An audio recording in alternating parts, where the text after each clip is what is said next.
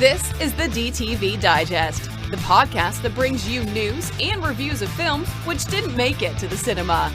And now, here's your host, Mike Parkin.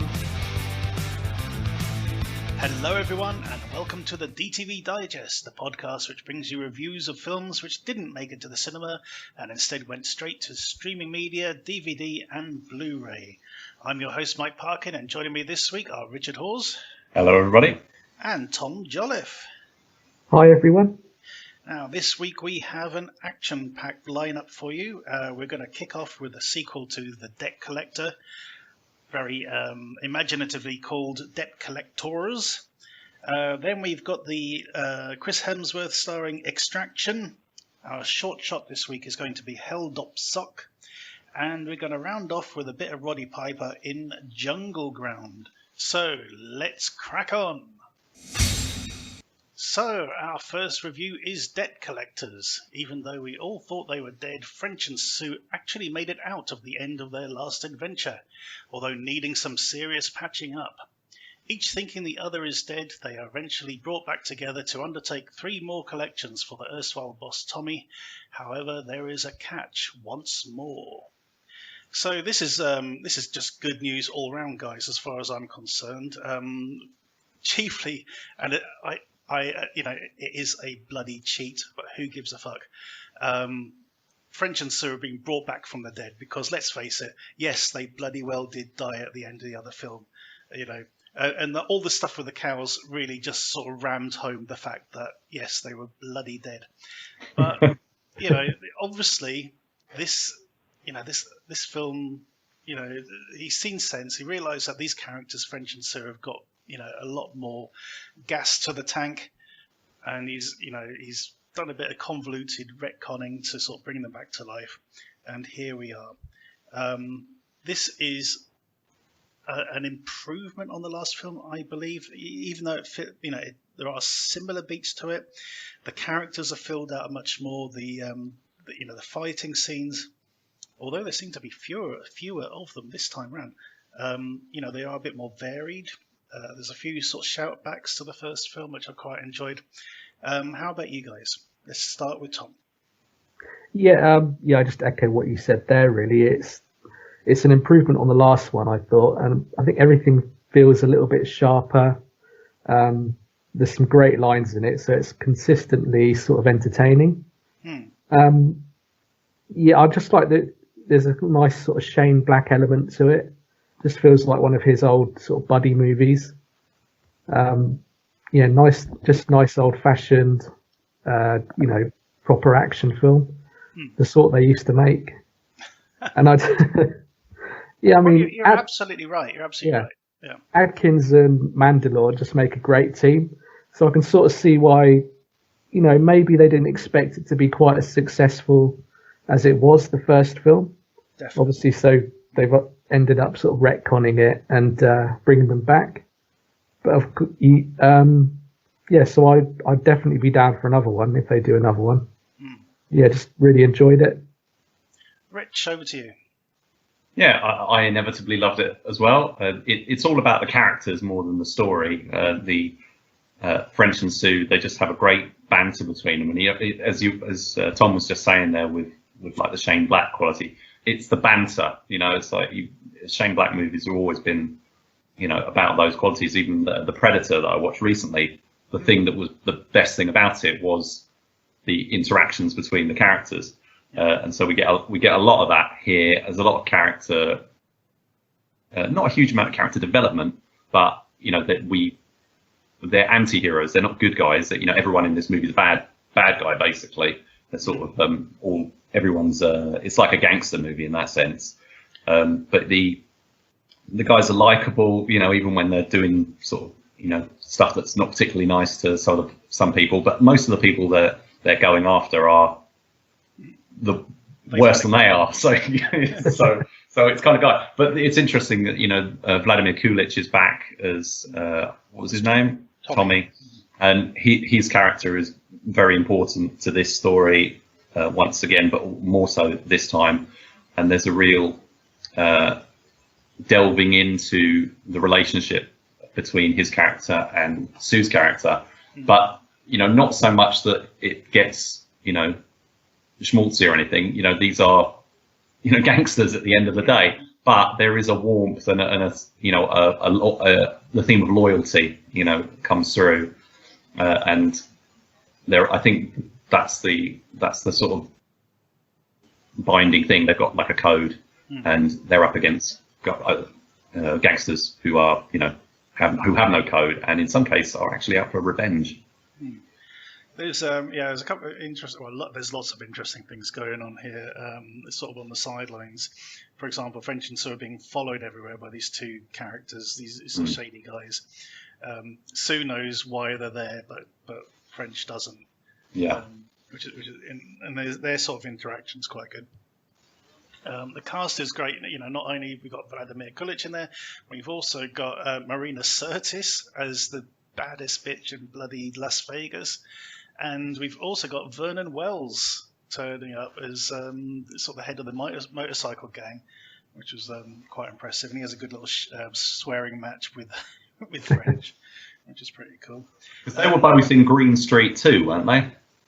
I don't know actually. I'm just having a quick. Yeah, Vernon Wells was in it, and Marina.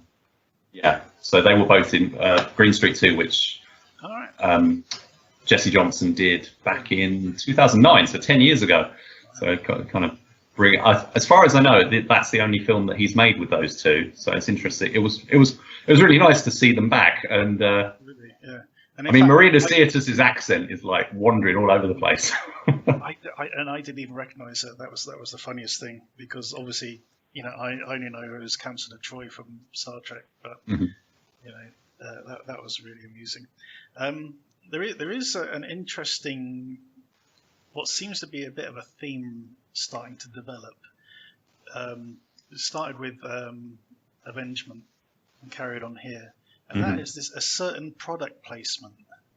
Oh, the Rooster Rojo. The Rooster Rojo, which is just great. I think it's hilarious. Which is a real drink, I believe. I think it's product placement.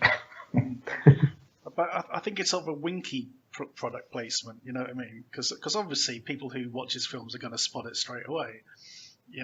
So I think it's a bit of a sort of wink to the audience as well. It works in so many ways in that way, because for one thing, Sue won't drink it because he's given up alcohol. So French is having to sort of go, oh yeah, this is lovely stuff, and all the rest of it, which is quite amusing. But yeah, no, it's absolutely great. Fighting again, the fight choreography by Luc Lafontaine, I believe. Yeah. I think it's less brawly than the first film. There's a bit more dynamic to it this time round, which I thought was really cool. I love that fight at the bar at the beginning. When the band strikes up, it's like this fight needs a score.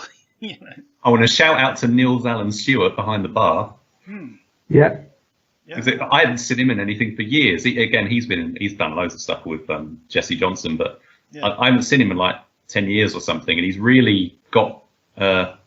He's a lot bigger now than he was before. He used to be quite lean. I remember he had that very distinctive sort of plaited ponytail thing on his head. He was always great seen in all those old movies. So it was nice. I got a particular kick about seeing him again. Yeah. So this is it's a great improvement. I mean, Debt Collectors was a fun film. Sorry, the original Debt Collector was a fun film. It had great chemistry between Mandylor and Scott Adkins, but it ended on such a sour note, and I think everyone was pretty bummed out by it.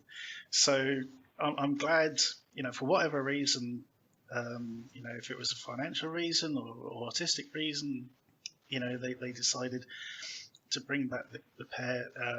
I think the world definitely needs French and Sue on screen.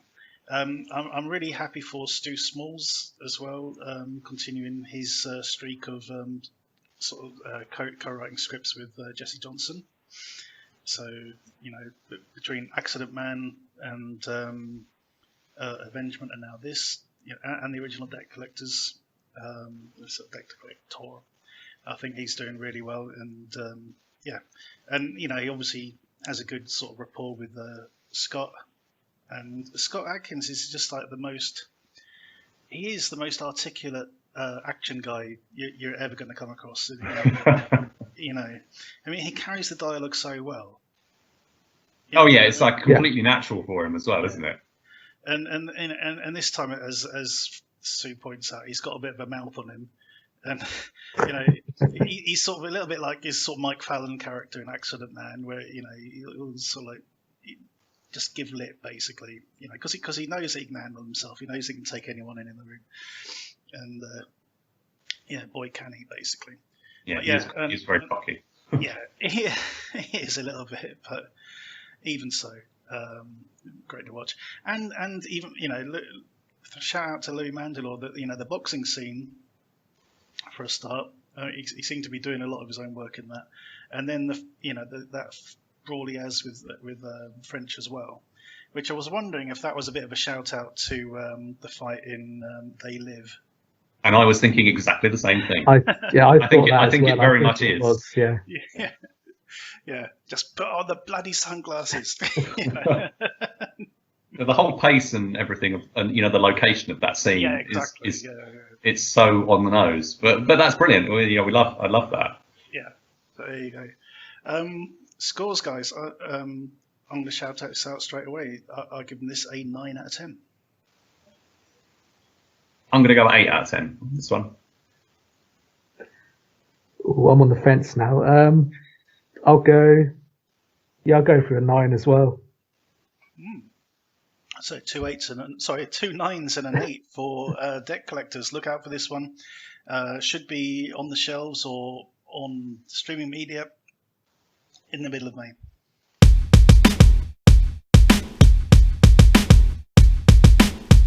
Our next review is Extraction.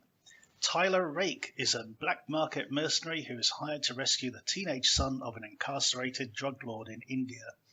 Shortly after rescuing the boy, however, Tyler and his team are betrayed by the drug lord's head of security, Seiju, leaving him and the boy in a deep pile of shit. So this is directed by Sam Hargreaves. Sam Hargrave, yeah. Hargrave, thank you. But produced by the Russo brothers. So this has got a pretty strong pedigree. This is another example of a director who's got a big background in stunts and fight choreography, taking over. And boy, does he. This is sterling stuff all the way through. There's a stunt early on where Chris Hemsworth character Tyler is in Australia on top of this cliff, and the camera follows him as he just stands up, walks to the edge of the cliff, and just jumps off. And it's a 90-meter drop into this lagoon at the bottom. So either they got Chris Hemsworth to actually just step off this bloody ledge, or they did a really, really solid job of getting a stuntman to do it and then blending it in seamlessly with his walk to the edge, because I just couldn't tell the difference, and it was stunning. But other than that, we've got a story about 2 special ops guys, because we also follow Seiju as much as we follow Tyler in his attempt to get out of India, out of this city. And Seiju, he starts off, you think he's a piece of work, because he's betrayed these guys and set them up. But then you find out his reasons for it, and the fact that he's actually got the boys interested, at heart anyway. And he's kind of like this, almost like an anti-hero, even though he's sort of getting beaten up by Tyler and beating him up and all the rest of it. Yeah, this is pretty amazing stuff. Let's go, Rich. Well, I wouldn't say it was like pulling teeth, but I certainly didn't get as much out of it as you did. I was quite underwhelmed by the whole thing, to be honest. And I was quite surprised at that, because it sort of seemed like it would tick all the boxes. The problem was I just felt like I'd seen it all before, and even though what was like the one take scene or the scene made to look like one take, was impressive, it's good, but it's kind of become a cliche now. We've seen that quite a lot, so it didn't. Although it went on longer than Atomic Blonde, for example, the end result was essentially the same. I've got a theory that if you like Man on Fire with Denzel Washington, you probably love this. And I didn't like Man on Fire, which I felt this was basically Man on Fire 2. I didn't particularly like Man on Fire. I'm not a big fan of Tony Scott's work as a whole. Okay, all right. So my theory doesn't pan out. Not totally, no. No, but it's the same kind of thing. You know, it's got that sort of I don't know, that Tony Scottish kind of look to it. Everything's sort of quite yellowy green, and the sort of wounded, scarred, badass character who's carrying some baggage, looking for redemption. That it's quite a simple story, and that's no problem in itself. But I just felt it went on quite long, and it was his character was basically John Rambo by way of Martin Riggs. So I didn't find a huge amount to sort of connect with. Basically, I'm saying John Rambo because this guy is murdering. Yeah. Well, no, he is brutal as hell. He's like stabbing people on pitchforks and all sorts. This is not a film that holds back in any way, shape, or form. It's very full on. Hard R action. And I give it, give it credit for that. But the problem I felt was, although those scenes are, quite intensely choreographed, the camera's moving around way too much for me, and I found it was a bit woozy. I wondered if it was kind of a villainous kind of thing they were going for in some of that stuff. Hemsworth was fine.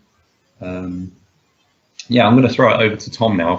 He's probably a bit more positive about it than I am. Yeah, bring us back to reality here. I'm actually with you on this one, Rich. Holy shit! Oh, I'm sorry, snap. Mike. I just take this dagger out of my back here.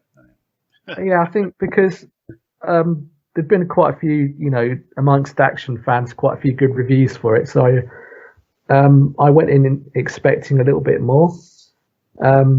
In terms of the sort of the story and the character, it didn't really engage with me that much. Action-wise, there's some good stuff in there. As you say, some set pieces are better than others. But I think it starts to get a little bit repetitive, sort of from the halfway point onwards, and everything seems like they're trying to sort of do the same thing. And yeah, I think, like Rich said, I think the use of the camera and the long takes, it just gets a little bit overboard at times, and then it starts to sort of intrude on the film for me.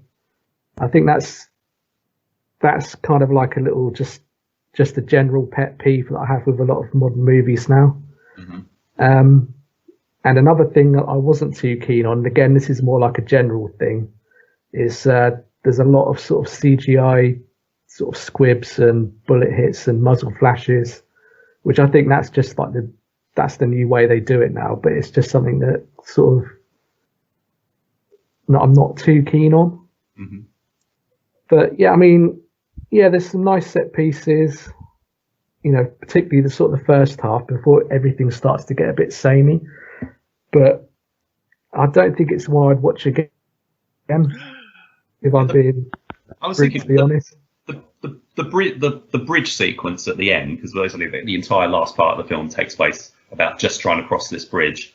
Have we seen something else in another movie like that recently? Because it seemed a really familiar idea of somebody trying to cross a very limited space, but like ridiculous amount of odds against them.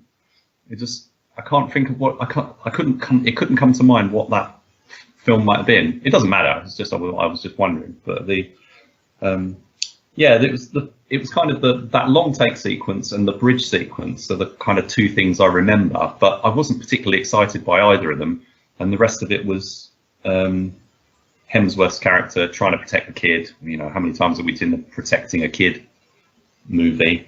And I didn't get out of it. I quite enjoyed that element they brought in with the the guy working for the boy's father, and how they were screwing him over basically, and he was like sent in to take out the team and rescue the boy himself. I can't remember what convoluted reasons, whatever it was. But, well, because they didn't have the money, because that was it. Yeah, his boss, all his boss's assets have been frozen by. Right, that's it. Yeah, so that was quite interesting. That was quite an interesting dynamic. I really liked David Harbour's extended cameo kind of role in the middle. That was quite nice. I wasn't expecting him to turn up. But yeah, overall, yeah, I'm really surprised. I think me and Tom are in the minority on this from what I've seen. But yeah, I've seen people complaining about the kill count in this film, saying, "Oh my God, it's so sickening how many policemen he kills in this film." I was like, "Oh, for God's sake." Well, there is that, but you know, the point. I mean, the police are corrupt, so yeah, I can kind of see the way around. I mean, the police that he's killing probably don't know that they're working for a corrupt official, so you know, that is kind of thing. But it's not like in some of the Steven Seagal movies where he seems to completely forget that these aren't bad people or something. But the other thing that came to mind was that a lot of the stuff in it, and I know it's kind of the Russo factor, was making me think of Wolf Warrior 2, which I now realise this Sam Hargrave was the action director on that film. So it's not really surprising that some of the sequences felt quite similar. I mean, even the sort of location and aesthetic of the film is quite similar to Wolf Warrior 2. It is, yeah. There are similarities for sure. Okay, so next week I'll be having 2 new hosts. No, of course not. Well, I'm flabbergasted. This is totally up my street. We've gasted your flabber, Mike. You have. My socks have been knocked off. To a certain degree, I can probably see your argument, but I would have to watch it probably another 2 times before really sort of like picking it apart. The only thing which really annoyed me, and Rich, you should know this, is the in media res. Fucking in media res. Seriously, guys. Starting your film with a bit on the bridge is no way to get me on board. Yeah, I was like, you know, you have this sequence, and I was like, I bet it's going to jump back like a week or something, and it sort of jumps back like 3 days and stuff. So bloody annoyed. But however much I was annoyed by that, I was kind of happy with the ambiguous last shot.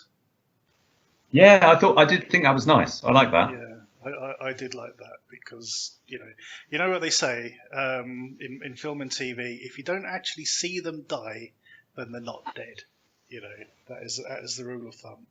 So, but also I was quite happy that Nikki, the female security person he worked with, actually went back and finished the job. I thought that was a nice bit as well. You know what surprised me though? It's like I was thinking, okay, this is a 2-hour movie. This can't be finishing yet, surely. There's 13 minutes left. No, there are 13 minutes of credits on this film. Yes, 13. Yeah. It's not even a sci-fi film or anything. The last minute of credits are the stunt guys. It's literally all the stunt guys and yeah, it's crazy. The amount. I mean, the credits run quite slow as well. I don't know why they did that, but the last minute of credits is actually is like tacked on Netflix credits of people who've done the dubbing versions. So there's basically 12 minutes of credits plus that. But yeah, I was like, what? It can't be finishing already. There are a couple of there's a couple of making ofs knocking around. I've seen one on Facebook that somebody posted. I know there's one on IMDb. The one on Facebook actually shows you the car chase sequence and how they filmed it. So you had the cameraman sort of like sitting on the bonnet of a car as it's following the other cars down the sort of tracks and that, and then having to sort of jump off and then run into the car and sort of hand the camera over to another person. So you get that sort of seamlessly fluid shot of like, you know, the camera suddenly being inside the car even though it was chasing the car earlier, which I thought was absolutely amazing. You know, a bit of a shout out to the Raid 2 for that one. I haven't seen that. So the one I always think of, I think one of the first to do this kind of thing was Children of Men, surprisingly. Yes, it was. Yeah. They did something similar as well. But do you like this? Do you like that kind of the camera, not cutting away, just continual shot kind of approach? Sometimes, yes. I think it worked in Atomic Blonde, that fight on the staircase. That was amazing. Yeah. Yeah. So sometimes it works, sometimes it doesn't. Because sometimes the thing is, for like the villainess, that opening sequence of the villainess and Hardcore Henry, is that sometimes you end up in a situation where you feel like you're in a video game on rails.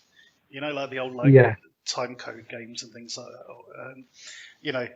You're not actually watching a film, you're being driven around by the camera. So, it can be distracting in that way.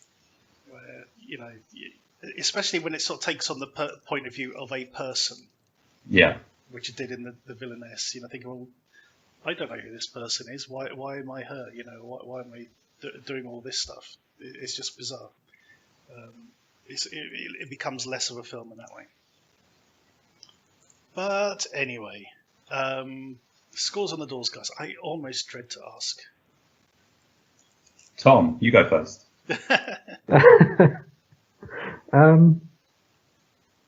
I mean, I think, as you said, it's like 2 hours. If they would have trimmed it down a bit, I would have been a little bit more into it, just to get, a quicker pace going through the film.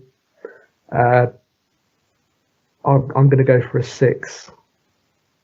And that is exactly what I've got written down here, Mike. That's 2 6s. What are you giving it? Well, I have to knock off a point for the in media res, which is why I'm giving it an 8.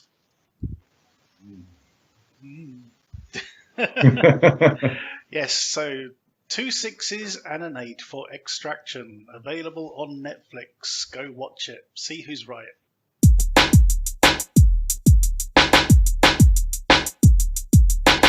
Our short shot this week is HELD OP SOK, also known as A Sock at a Hard Place. A group of rich teenagers are kidnapped from a party and held for ransom. One of them, Sam, has the guts to try and escape, and just as well, because their captors don't intend to keep them alive once the ransom is paid. Now, Richard, we are very familiar with this director, because we covered Kill Mode, I believe it was. Kill Mode, yeah. Can you pronounce his name? Because I'm scared to try. Well, you know my record for pronouncing people's names. I think it's Thijs Meuwese. Meuwese. I think he's Swedish, isn't he? Dutch. Sorry, Dutch. Yeah, Dutch. Yeah. So, yeah, Muse, maybe. Muse, yeah. Apologies if you're listening to this. Yeah. But anyway, so this is an 18-minute short. It starts brilliantly, absolutely brilliantly. So you have this long tracking shot in slow motion. So you got all these sort of rich kid party goers sort of on this balcony, and the camera's inside the room looking out. And of course you've got the balustrades in between the windows, and it's just panning sort of from slowly going from one window to the next. And as it gets to the last bit, there's a set of patio doors, and we see like 4 masked gunmen come rushing in. Just really, really well done. Really catchy pop tune over the top to go with it. And then we get this sort of the starkness of the where these people are being held, all tied up and sort of gaffer taped and everything. A really, really strong start to this. What do you think, Rich? Yeah, I mean, the opening sort of made I wasn't sure what was going to happen, because it sort of seems a bit dull, and I was like, this is going to be an action thing, right? And it sort of takes a little while to warm up, and then it's like, and then it kicks in, like as you say, just sort of at the end of that tracking sequence. And what we get then is the shift. You get the title come up, and we move to the young people in the tied up, and from there it becomes a single shot sequence. And I thought it was really well done. The bit where they're tied up in the room, and it's taking a little while to escape. That's it.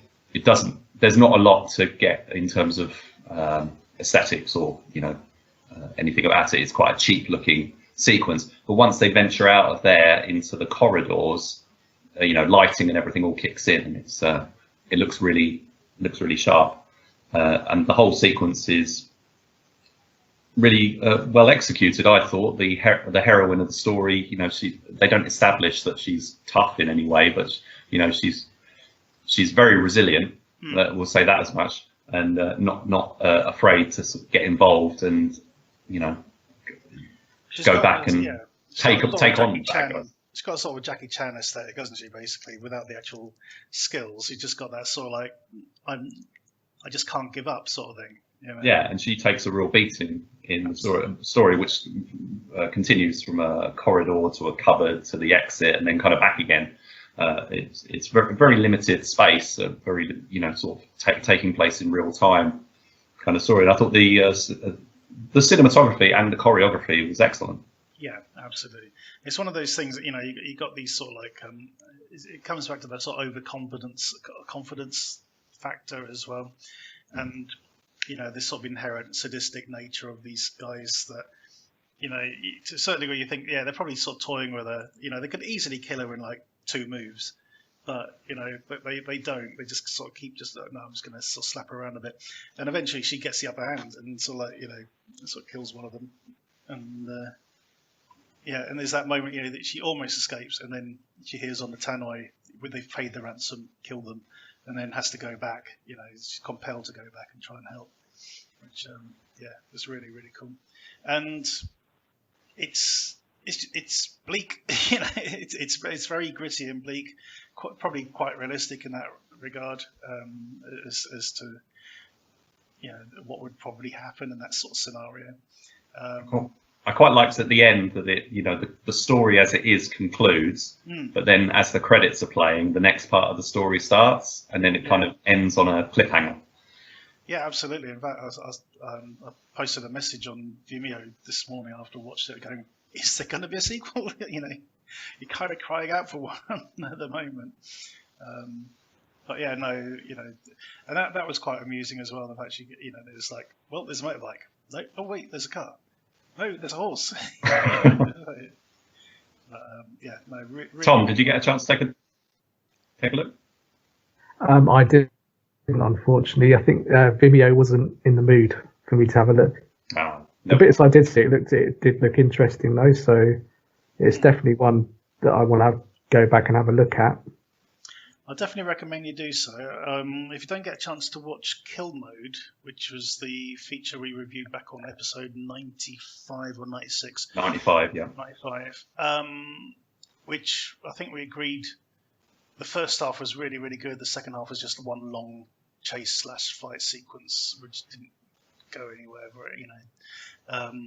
But having said that, sort of what he did with the budget was absolutely amazing.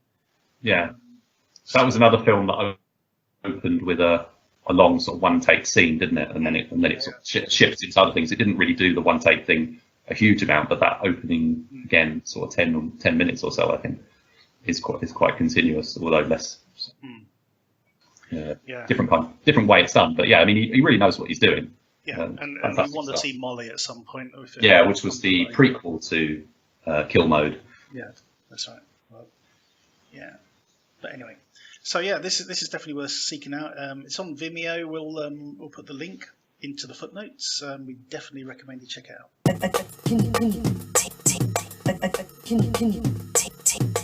Our DTV throwback this week is Jungle Ground. Set in a not too distant future, the district known as Jungle Ground is something of a no-go area for police, being taken over by a young drug lord calling himself Odin and his gang the Ragnarokers. When a police drug sting operation goes horribly wrong, Lieutenant, he's in the RAF.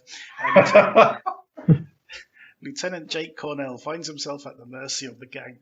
Instead of merely killing him, though, Odin gives Cornell the chance to make it back to civilization if his men don't hunt him down first. So there's a lot going on here. Got dystopian futures kind of thing, sort of rundown area being taken over by gangs, and we've got Rowdy Roddy Piper is stuck in the middle of it. So, Tom, what do you think of this? I really enjoyed this one, actually. This was a bit of a surprise to me. I've always been a Piper fan anyway. Yeah, I think he's always been one of those guys that's really sort of underrated and probably deserved a bigger break than he got after, doing something like They Live. Yeah, definitely. And he always throws himself into what he's doing. So, the fight scenes and the stunts, he's just sort of, he does it with vigor. And, this was just really good fun. It's solid 90 minutes. It breezes by, and it's over before you know it, in sort of a good way. I've always enjoyed those kind of films anyway, and this felt to me a little bit, it felt like a PM film to me. Especially that initial explosion, when the drug guy goes to deliver the pizza thing. Yeah. That block of flats, and every single window explodes outwards. Brilliant. Yeah. Just like a PM film with a touch more polish as well, I thought. But yeah, just a lot of fun. It's one I'd really recommend if you want a good solid B movie. I'm a Roddy Piper fan as well. He's grew up watching him on the wrestling and enjoyed his films as well. I mean, I was never a huge fan of They Live, but there was some other some of the other films that he made, which I can't remember. He was always. I haven't actually seen that one. It's we might worth seeing. We have to do that in a future throwback, I think. I can't remember what it was, but it was mainly from wrestling that I enjoyed him. But he's, there's things like Last to Surrender and that, where he's a bit racist in that, which is basically a Red Heat knockoff. But he's got this great charisma, and that was what made him so great on the wrestling as well. But this was the first time I kind of looked at him and thought, you know what, he really looks like Robert Redford.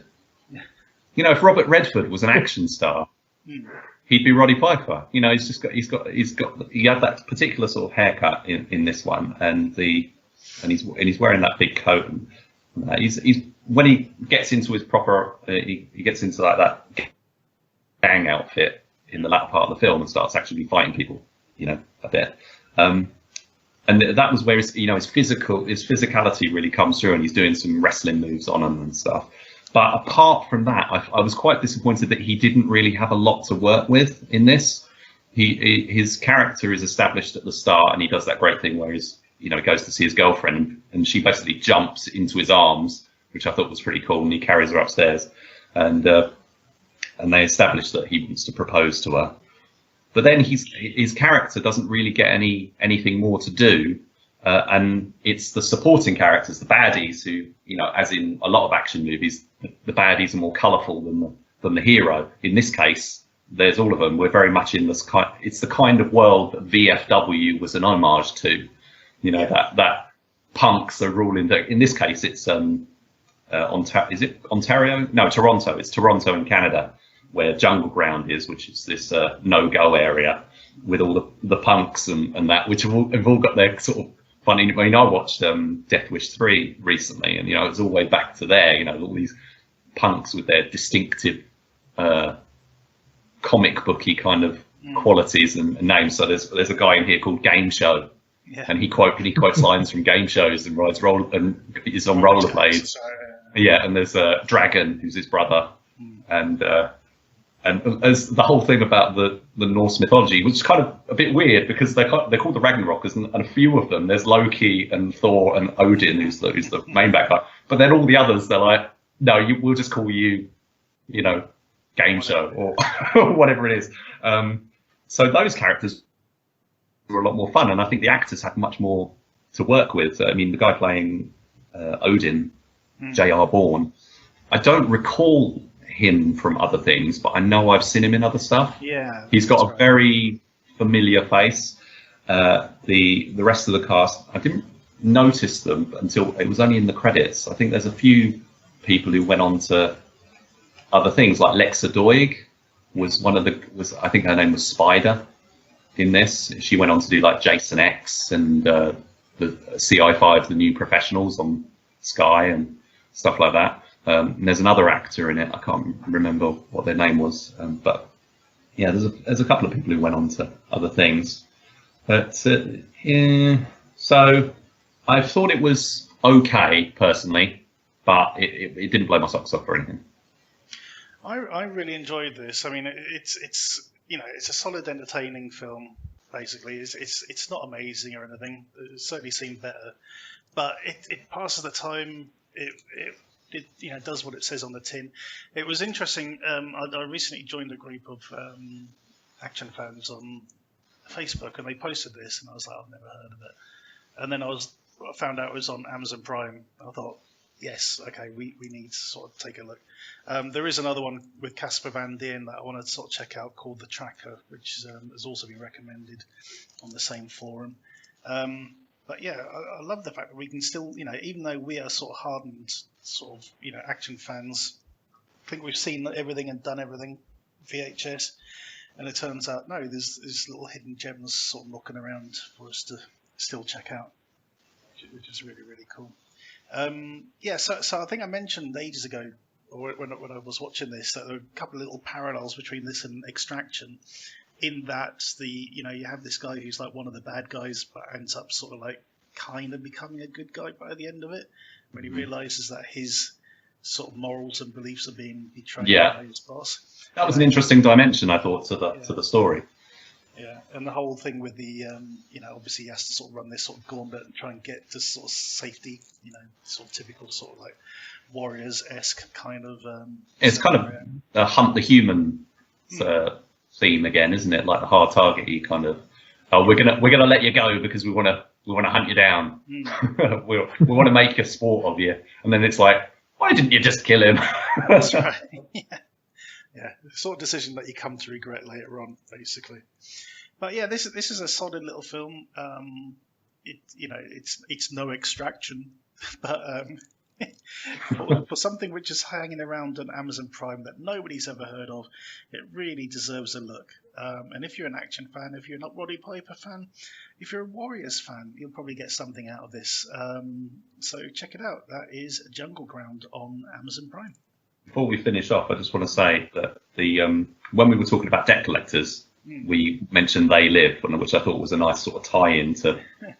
Then, I mean, that was completely coincidental, but then talking about JUNGLEGROUND. But this one's got all the Thor references and stuff, which ties in also with Chris Hemsworth in Extraction. So I don't think we could have picked a more perfect film to be talking about in this episode. True, yeah. Anyway, there you go. That is JUNGLEGROUND. Check it out on Amazon Prime.